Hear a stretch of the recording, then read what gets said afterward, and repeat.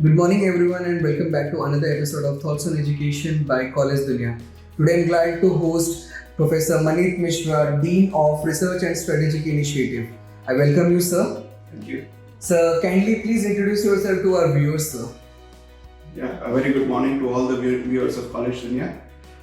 This is Dr. Manit Mishra. I'm a professor and dean at International Management Institute, Bhubaneswar. I joined this institution in 2012 and it's been more than 11 years now. And my primary role and responsibility is to encourage research and carry out strategic initiatives for the institution. Okay, sir, that's great. And what do you see as the biggest challenges facing higher education today? And how do you think your institution is addressing those challenges?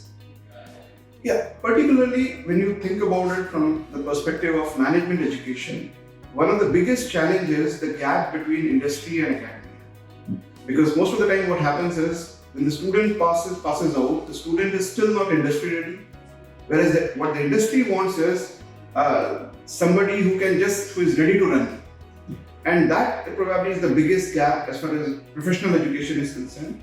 And I think the institutions need to address this challenge. We need to align ourselves more with the industry developments. We need to bring our courses, our pedagogies, our outlines, and our approach towards teaching in alignment with the industry requirements. I think that would help, enable us to give better quality students who are ready to run the moment they join the industry, and that is what probably is required. Okay, sir. And what are your primary responsibilities and how do you balance them with other aspects of your job? Right. Of course, as a professor and teacher, my primary responsibility is teaching. I teach marketing analytics, marketing research, and consumer behavior primarily. And teaching is my passion, and that is the reason I'm there in this industry. But having said that, another important aspect of a teacher's responsibility is research. Because one cannot just be a knowledge disseminator. We also need to be knowledge creators. And that is where research comes in. So another important responsibility is research. IMI stands on 4 pillars: teaching, research, consultancy, and training.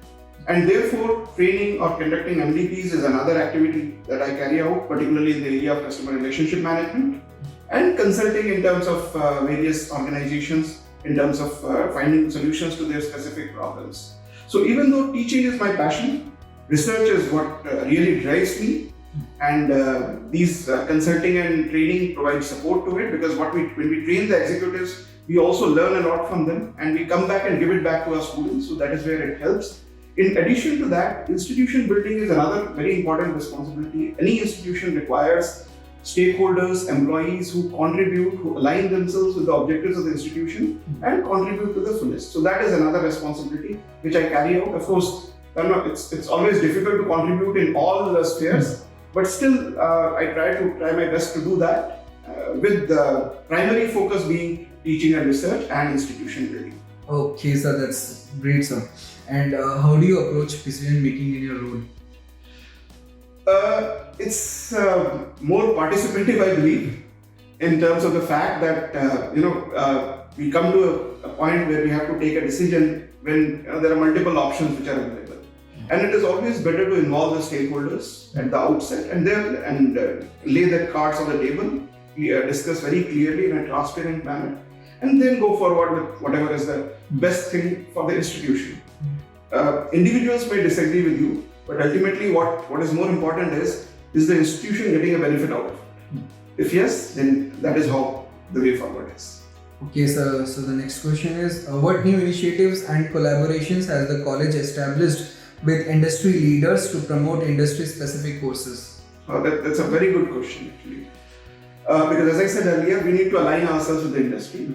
What IMI Bhubaneswar has done is, we have established more recently, amongst all the other initiatives, we have recently established a Center of Excellence.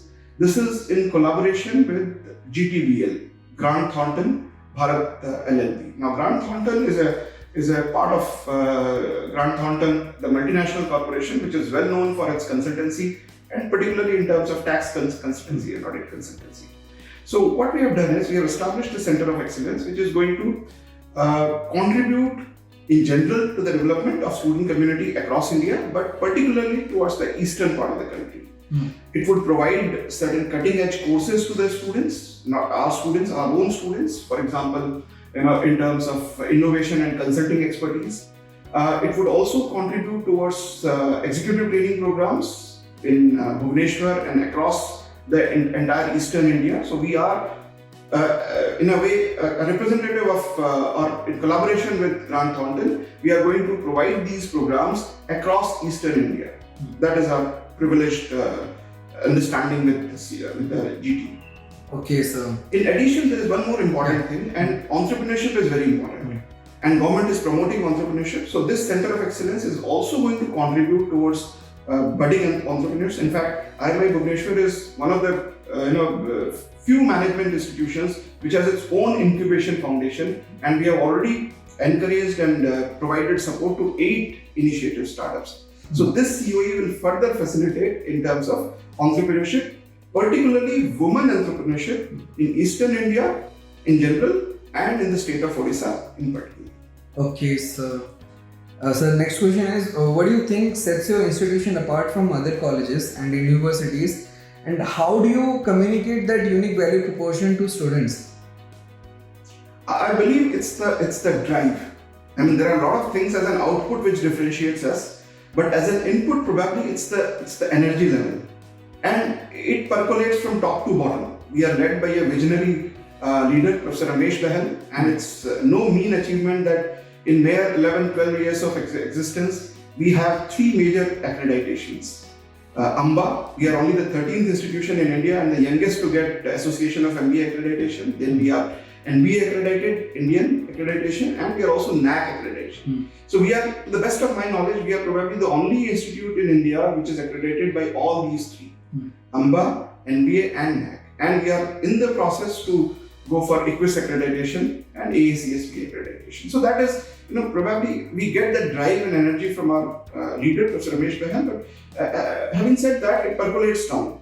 And it is out and out, student-driven institution. So students are out there doing their best, driving every committee, for example, whether it is placement, whether it is media PR, whether it is admissions, branding, they are out there in the field and they take the initiative. So it's that drive, it's that energy, which is the USP, which reflects in terms of our accreditations, our achievements, our placements, which have been 100% placements since inception, and our ranking in NIRF. We have been ranked amongst top institutions consistently across last 5 years. That's great, sir. Sir, any benefits and career options after pursuing these courses in IMI? Absolutely. One is, of course, the placements. As I said, we have been able to reach 100% placements, and with good placements. In fact, last year the median placement was about 12 lakh per annum.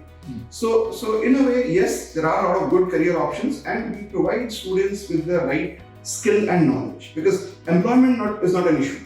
Employability is. So what we try to do is we try to take care of that employability part. We introduce cutting edge courses. For example, we were one of the first institution in Eastern India after IIM Calcutta to introduce business analytics as a course 10 years back, way back in 2013. So we keep introducing cutting edge courses, we keep upskilling students, we keep innovating in terms of our courses and our pedagogies. Students are taught through case study, not just case study, but simulations, for example, or through Bloomberg terminals as for the finance students, for example. So we do a lot of things, and as a result, the students are very, very employable, and students get placements in consultancies, for example, whether it is Accenture or Deloitte or Infosys, and in terms of FMCG companies, marketing companies.